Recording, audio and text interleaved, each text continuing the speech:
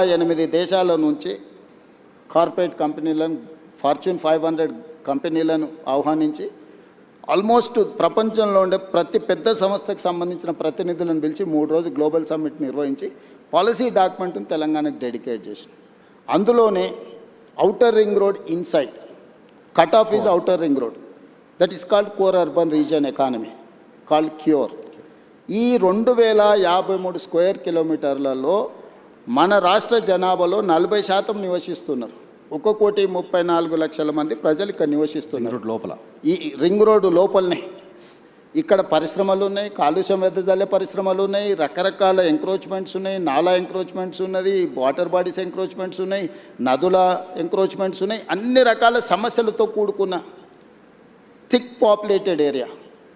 So దీన్ని ఈ క్యూర్ని ఏ విధంగా క్యూర్ చేయాలనేదే మా పాలసీ. ఓకే, అందుకే మేము హిల్ట్ పాలసీ తీసుకొచ్చినాం. ఇక్కడ ఉన్న కాలుష్యం వెదజల్లే పరిశ్రమలని ఈ కోర్ అర్బన్ రీజన్ బయటికి తరలించాలి.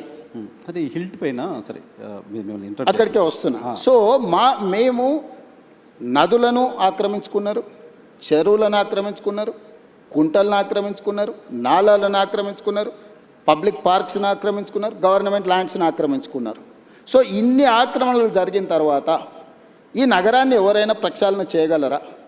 నదుల ఆక్రమణలు తొలగిస్తే ఆక్రందనలు అంటారు, చెరువులను తొలగిస్తే, కుంటలను తొలగిస్తే, నాలాలను తొలగిస్తే వీటి వల్ల ప్రకృతి వైపరీత్యం.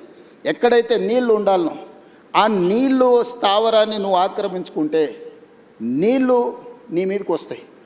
జపాన్లో ఒక సేయింగ్ ఉంది, నగరాలను నువ్వు కలుషితం చేసినా మర్చిపోతాయేమో కానీ నీటి వనరులను నువ్వు కలుషితం చేస్తే ఎప్పుడూ మర్చిపోదు. ఈరోజు నువ్వు ఎక్కడైతే ఎంక్రోచ్మెంట్ చేస్తున్నావు, వాటర్ బాడీస్ని కానీ లేక్స్ని కానీ వాటర్ ఫ్లోస్ని కానీ నువ్వు డిస్టర్బ్ చేస్తావు, ప్రకృతి వైపరీత్యం జరిగినప్పుడు ఎక్కడైనా నువ్వు తీసుకో విధ్వంసం విలయ తాండవం జరుగుద్ది.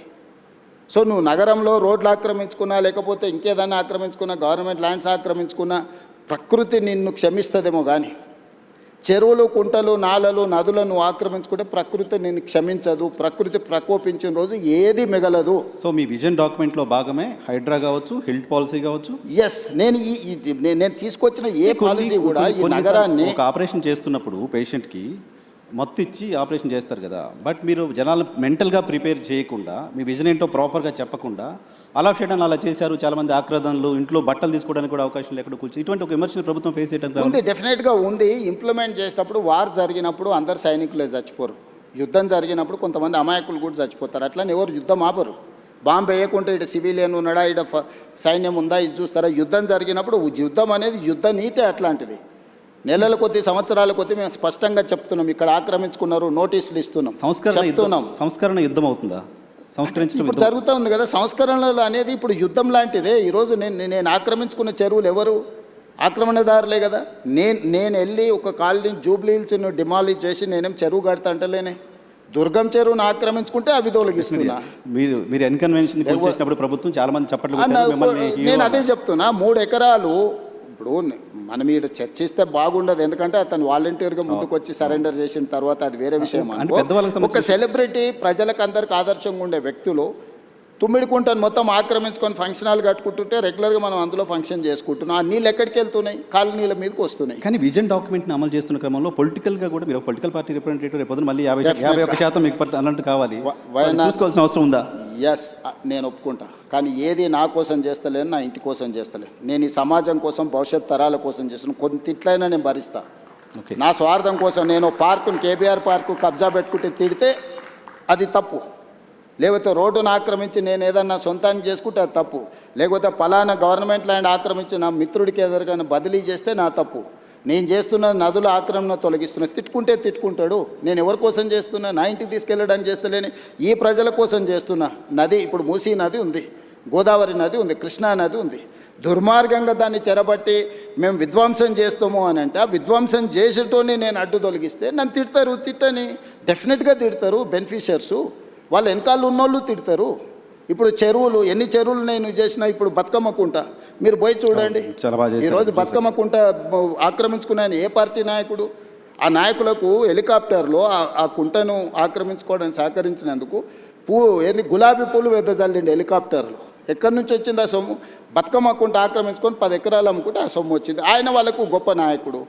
నేను అది తొలగించేసి కొట్టేసి బతుకమ్మ కుంటను నేను రిస్టోర్ చేసిన, దాని పేరే బతుకమ్మ Definitely కుంట. సార్, అది డెఫినెట్గా అచీవ్మెంట్ గానే చూడాలి. బతుకమ్మ కుంట కావచ్చు, ఇంకా తుమ్మిడి కొన్ని కుంట చేశారు. కావచ్చు, తుమ్మిడి లేకపోతే నల్లజరు కుకట్పల్లిలో కావచ్చు, ఆక్రమించుకున్న- బుమ్రక్దౌలా కావచ్చు. బుమ్రక్దౌలా ఇప్పుడు ఒకప్పుడు నిజాం ఉన్నప్పుడు తాగడానికి నీళ్ళ నుంచి మొత్తం అక్కడ నుంచే తీసుకెళ్ళి కంప్లీట్గా ఆక్రమించుకున్నారు.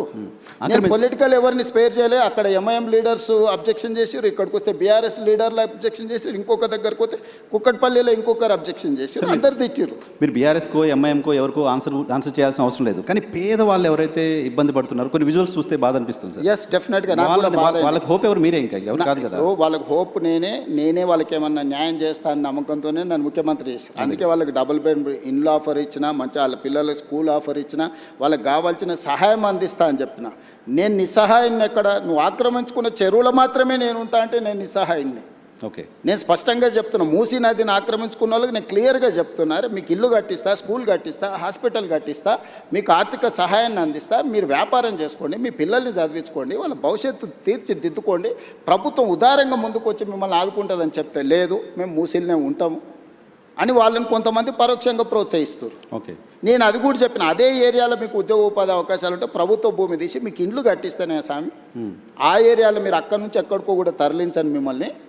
ఏ ఏరియాలో అయితే మూసీ నదిలో ఎవరు మూసీలో బతకాలని కోరుకోరు. అంతే కదా, స్మెల్తో ఈరోజు వైఎన్ఆర్ నిన్న క్వశ్చన్ అడుగుతా, గంగా పేరు మీద, యమునా పేరు మీద, సరస్వతి పేరు మీద, ఇట్లాంటి గోదావరి పేరు మీద, కావేరి పేరు మీద, కృష్ణా పేరు మీద, అన్ని నదుల పేర్ల మీద ఆడపిల్లలు పెట్టుకున్నారా తల్లిదండ్రులు? ఏ తల్లిదండ్రులైనా మూసీ పేరు పెట్టుకున్నారా? మూసీ కూడా నదే కదా. మూసీ నది బిడ్డ పేరు ఎవరైనా పెట్టుకున్నారా? ఎందుకు? పొల్యూటెడ్ మూసీ అంటేనే మురికి పర్యాయ పదంగా మార్చిండ్రు. దీనికి కారణం ఎవరు? గత పాలకులు కాదా?